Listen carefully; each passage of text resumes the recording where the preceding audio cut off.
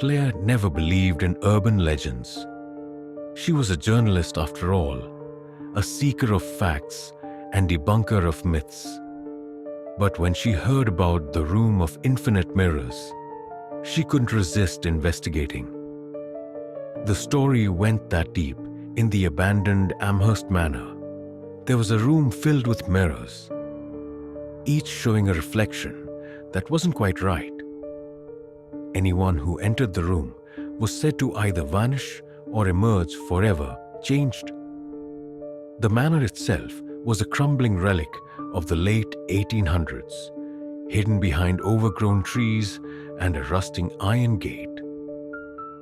The townsfolk whispered about the tragedies that befell its last occupants, a wealthy family that disappeared overnight. Claire dismissed the tales as superstition, but as she approached the manor, she couldn't ignore the shiver that ran down her spine. The inside of the house was exactly as she'd imagined. Dust-covered furniture, peeling wallpaper, and the faint scent of mildew. Guided by the cryptic directions she'd gleaned from old records and locals' ramblings, Claire made her way to the west wing. The air grew colder as she neared the end of a long hallway where a large wooden door loomed.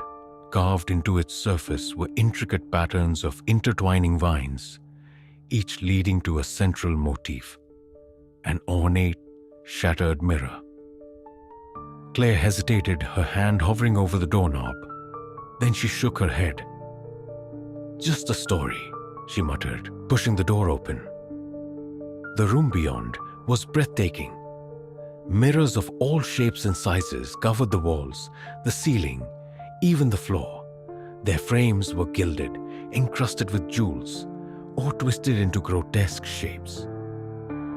Claire stepped inside, her reflection multiplying infinitely in every direction. But something was off.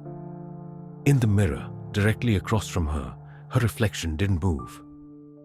While Claire reached for her camera, the reflection stood still, staring back with an unsettling intensity. "Okay, that's creepy," Claire muttered, lifting her camera to take a shot. But when she looked through the lens, the room appeared empty. No mirrors, no reflections, just a dark void. Her pulse quickened.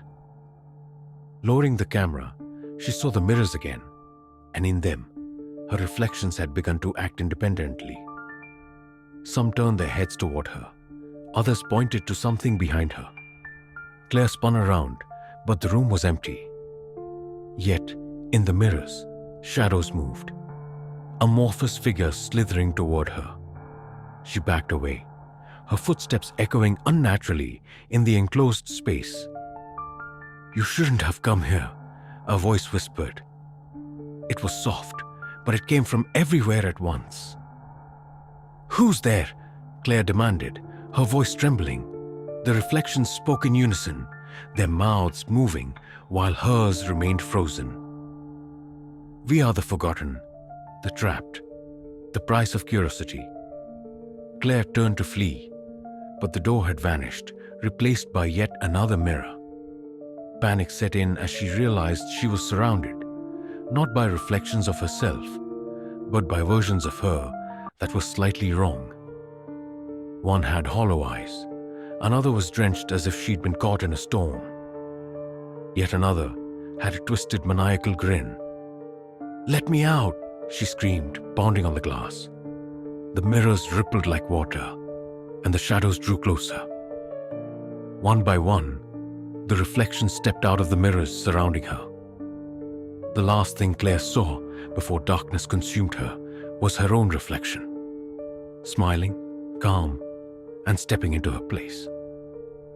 A week later, the townsfolk noticed something strange.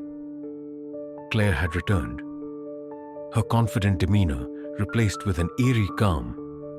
She published an article dismissing the legend of the Room of Infinite Mirrors as a hoax, urging everyone to forget about it. But those who knew her best swore she wasn't the same. Her eyes seemed darker, her voice slightly off. And late at night, if you caught her reflection in a mirror, it didn't always move the way it should.